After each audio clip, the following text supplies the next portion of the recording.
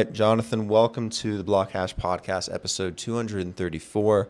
How you doing today? I'm doing good. Thanks for having me, Brandon. Yeah, it's a pleasure to have you. There's a lot I want to talk about with you regarding the Rebirth, NFTs, whiskey. Before we do, tell us a little bit more about yourself. I'm curious what your background is like, how you kind of found yourself wound up in this wonderful world of crypto and blockchain that we all love. Sure. Yeah, for sure. I graduated from the University of Waterloo in Canada. I was studying nanotechnology at the time, uh, not really thinking about going into blockchain when I was studying. Hmm. Kind of like got like some exposure to it, going to like final year project presentations of other classes and other kind of like majors, and I came across some like Bitcoin wallets at the time. And I had no clue what was going on. And then at dinner parties, I would kind of like hear about Bitcoin, hear about, crypto.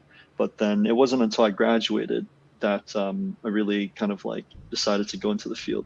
So my strategy for when I was looking for a job coming out of college was to find the most unstable field, just to like do some risk taking. And at the time, an opportunity came up for me to join a startup in Hong Kong, and that was in the ICO space at the time. So that company was focusing on doing some advisory for ICOs and other companies and other businesses in Hong Kong, and to kind of help them get into the blockchain space. But of course, end of 2018, 2019, there was a big kind of like crypto winter. Everyone was kind of scared off. Hmm. So we had to pivot a bit away from ICOs, and we went into STO. Um, and we've been the company that I'm with right now is in that space since then. So we've been doing tokenized funds, security token offerings, and whiskey happens to be one of the assets that we are kind of like managing in those projects. We're also doing a little bit of like tokenized real estate projects as well. So that's pretty much how I got into the field. Nice. That's a pretty big leap from nanotech to blockchain. That's an interesting pivot. Yeah, it's quite a change, and no regrets so far. No regrets so far. Nice. Okay, so tell me more about these NFTs and the whiskey and what you guys are doing. So, how I mentioned that there's a whiskey fund, correct? So, Hmm. so I'm part of that whiskey fund, and it's been running pretty well for 2 years now. And at the beginning of this year, that's when I started kind of like hearing about NFTs and getting curious about, what's going on in that space.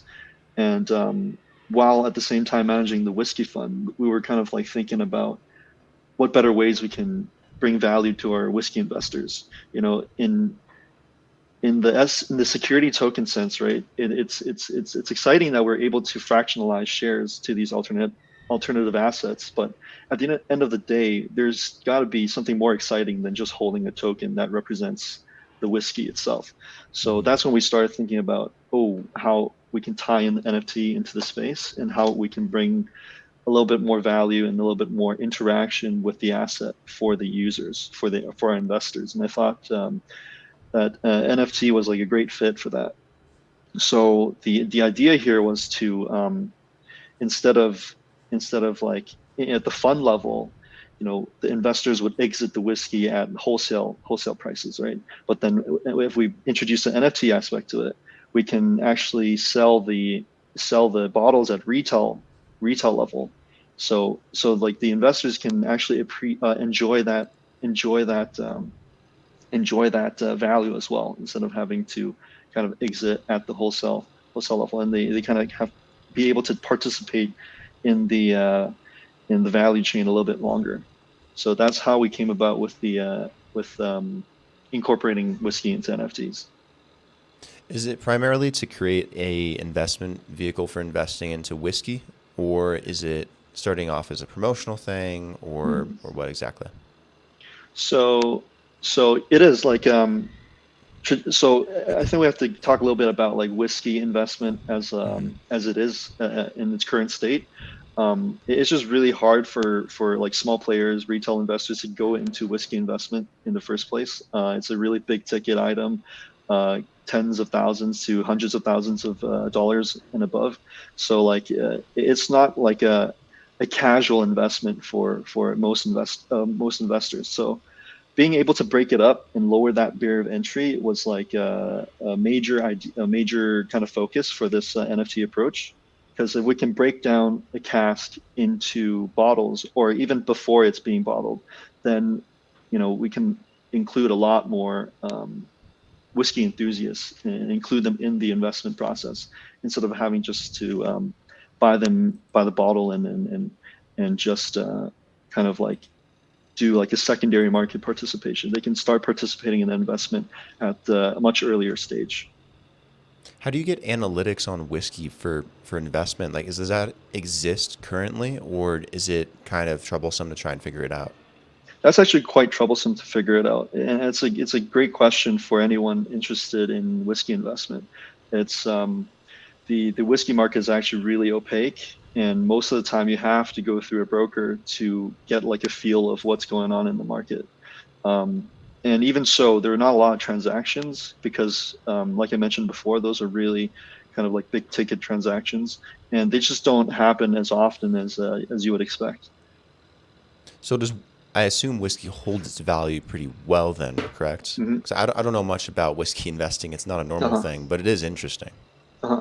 So a good reference, like a quick reference, is a website called Rare Whiskey 101. They do like a really good job tracking all these different distilleries and the auction prices and the top performing bottles, and that can tell you like a little bit about like how whiskey has kind of performed historically, and according to like some of the luxury investment indices like Knight Frank's wealth report, rare whiskey actually is the top performing asset in the past 10 years. It outperforms luxury cars, it outperforms fine art, fine furniture, even red wine. It just beats like all these other alternate investment assets. It's So yeah, interesting. whiskey is quite stable in terms of like a long-term investment. It's quite a good bet, in my opinion. Have you guys launched this already, or are you planning to just roll it out soon, or what's the 411? So the Rebirth has been launched already. We've done a private round. We've done a private Hmm. round, and we are for the public mint. We're doing things a little bit differently. And the reason why we're doing it differently is because we're kind of trying to combine really like hardcore whiskey enthusiasts and kind of fine art appreciators, like NFT enthusiasts, like just people who appreciate the digital art, but also at the same time people who appreciate the whiskey, and that overlap is just really niche. So we have to forego the kind of like traditional NFT approach where you build a lot of hype, you build like a white list, and then you expect like a sellout within minutes or seconds. That's just not a realistic expectation for us. So we're taking while we're taking the NFT approach, we do have like a more like a traditional retail type of plan to roll it out. So if someone buys one of these NFTs, can they claim the whiskey behind it if they want to invest in it and keep it at home, or if they want to actually drink it, Uh-huh. or if they want to sell it maybe on another secondary NFT market? Mhm. What are their options? So that's the beauty with NFTs, right? Because it's so customizable. So Hmm. we actually designed the NFT to kind of allow for all of those options. We kind of take into consideration all the things that a potential NFT holder would want to do with that NFT. So when they buy our Rebirth NFT, they have the right to redeem the bottle of whiskey. And once the investor or the holder decides to redeem the NFT, it will actually transform or will mark it as a redeemed NFT, but it won't kind of like the life cycle of the NFT doesn't end there. So we actually prepared like two sets of digital art to be tied to the NFT. One set of art is pre-redemption, so that is like the art that kind of indicates that the NFT hasn't been redeemed yet, and that the bottle behind the NFT is still claimable. But when a user decides to redeem it, then they'll come to us and we'll kind of process the request. We'll ship them the bottle, and then once that shipment has been fulfilled, we will actually switch the digital art for that NFT. it'll kind of reveal the final form of the NFT, and it's supposed to be a more sophisticated form of the original art. So there's a second component to the digital art, and we hope that the NFT will continue to circulate in the secondary market afterwards. Yeah, for the cover art, are you guys using an artist? Are you collaborating? Are you doing anything promotional with it?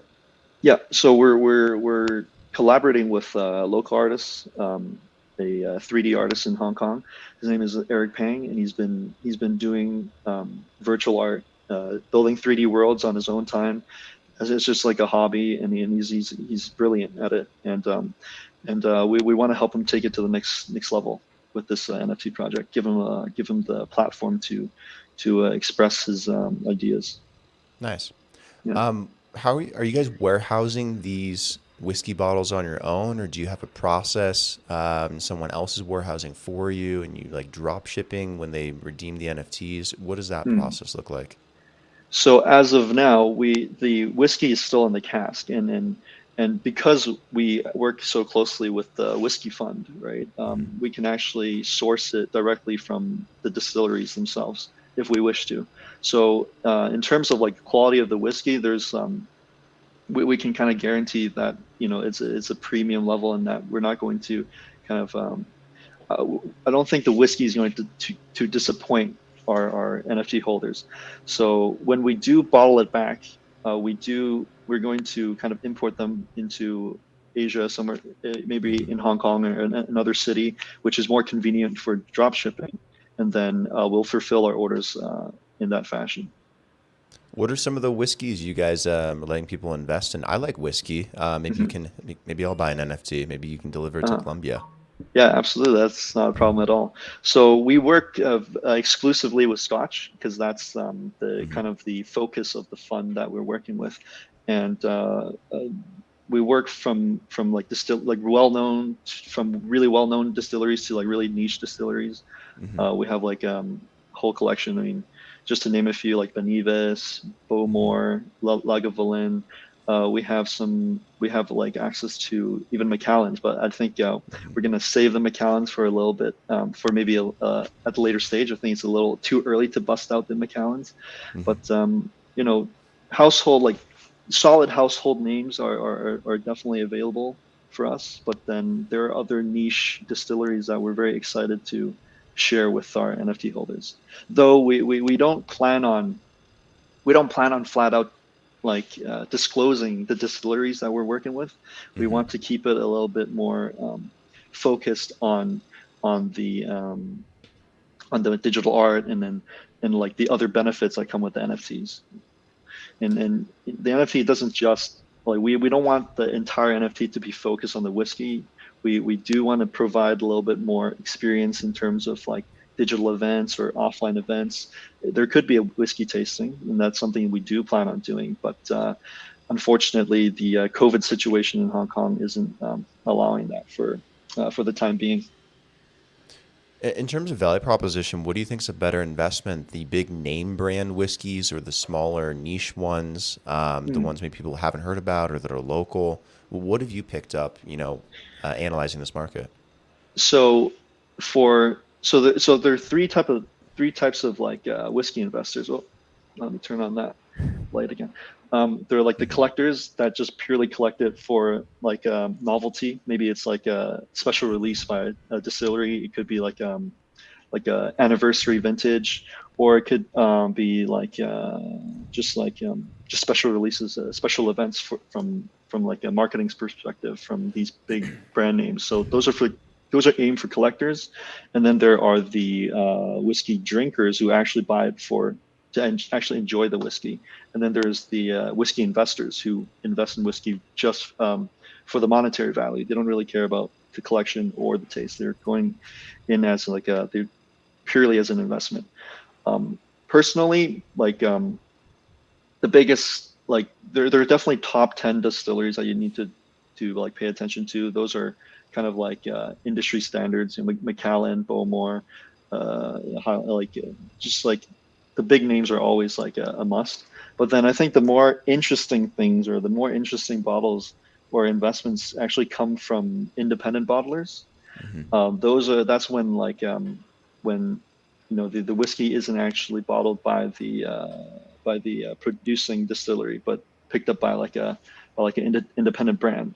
Um, the reason why they kind of stand out is because they are able to offer something a little bit more different and special. It's a little bit more characteristic usually, and they put a little more bit more thought on the quality of the whiskey as well. So in general, those will perform better than just like big batch releases, like the things that you find in duty free or Hmm. released directly by the distilleries. That's my observation. What's the, I guess maybe just in your opinion, what's the performance of whiskey like over time, like over 5 years or 10 years? Like if you're buying whiskey by the barrel or by the bottle through NFTs Hmm. and you want to invest a decent amount of money into it, what do you think the return looks like over a period of time? Well, if we look at the data historically, it's for certain rare whiskey brands such as Macallan, it's been double-digit returns every year annualized. So, but that's over like a span of 10, 15 years. In the short term, you can still expect it to be quite stable because whiskey is always in demand, and the production limit is always kind of like fixed each year. So, just like from an economic standpoint, like the support for that kind of value is quite stable compared to other assets. So it's something that is worth looking into. It's just that at the moment there's so much. It's such a opaque market. There's just it's so thin that not a lot of market data is available. I think that's what's kind of like uh, preventing a lot of people from going into the space because there's just not a lot of information available Mhm. for this type of investment. Have you guys thought about putting some kind of database together for something like that? Since you guys are doing this and using NFTs to represent whiskey, you guys have more data than usual. Plus, you're digging into the industry to find out. It makes sense, Mm. I guess, to create some kind of website or database or place people could go if they wanted to start tracking these things. Yeah, that would definitely be helpful. There is a lot of like noise, and there's a lot of noise that's created by like the auction data, um, and the infrequency of these auctions actually make it a little bit more confusing for a lot of people. So I think going in with NFTs and having that blockchain element where everything's kind of like permanent, like a permanent record, I think that would definitely um, help in that sense where it definitely makes sense to put something together. And we haven't immediately considered doing that, but no, we do have the research to kind of get that started. Yeah, that's a great suggestion, by the way. Yeah, something to look It into. makes sense. I mean, if you guys Yeah, have all the data, why not?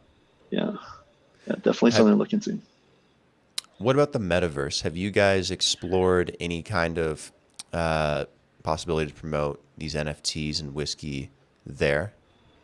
Yeah, we actually just announced our acquisition of some of the parcels or lands in the sandbox in Decentraland. Hmm. So we definitely are kind of trying to make our presence known in those spaces.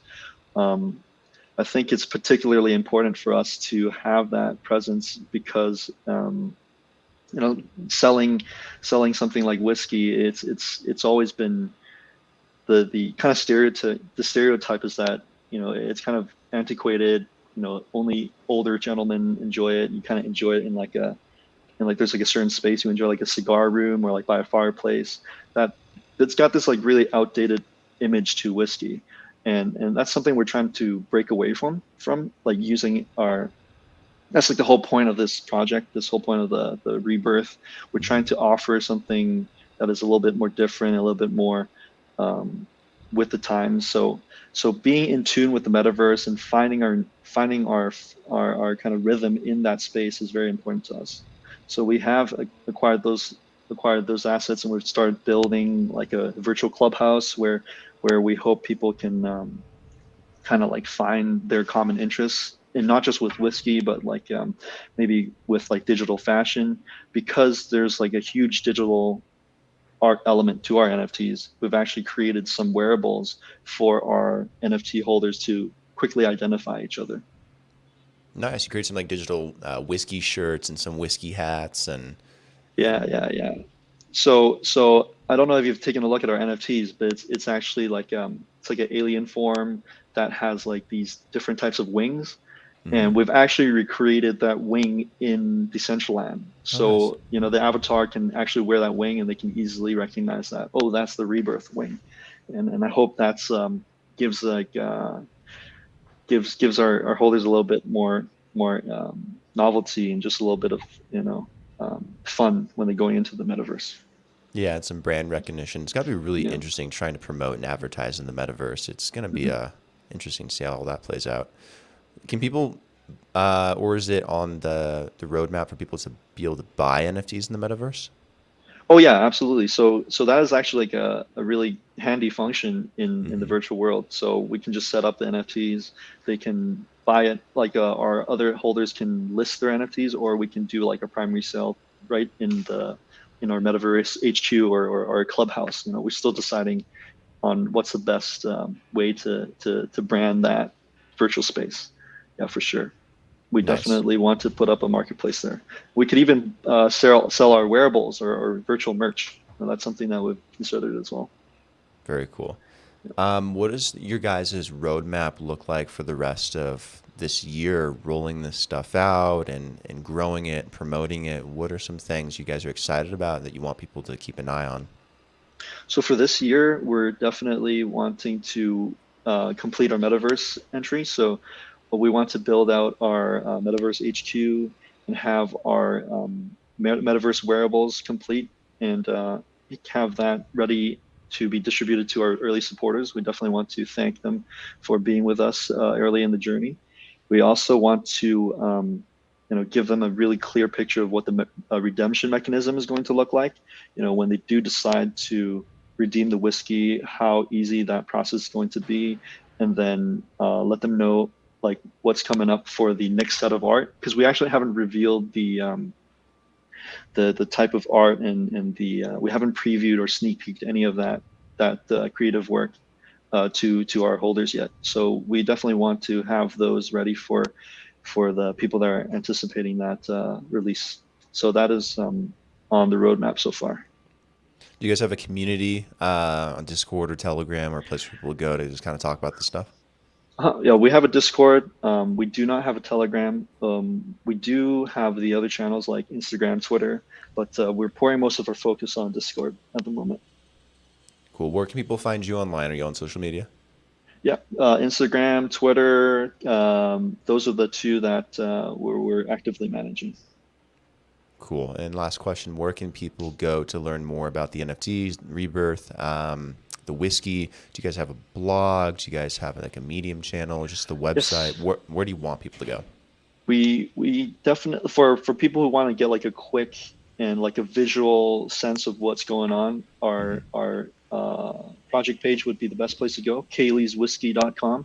That's the official whiskey partner behind the Rebirth. And for those who want to read like more in detail updates for every step of the project, then they can refer to our Medium channel, our Medium blog, where we kind of like spell out the details of like each step along the process. Cool. Guys, go follow Jonathan. Check out the Rebirth, what they're doing with whiskey and NFTs. I'm going to have to get myself one. This is really cool stuff. And like the video and subscribe. Jonathan, thank you for taking the time to come on today and really dive in and explain what you guys are doing with the NFTs, what you guys are doing with whiskey investing, all the plans you guys have. Very, very excited. And thank you for taking the time. Yeah, thank you for having me again. Thanks. Talk Anytime. to you later. Okay, bye. Take care. Bye.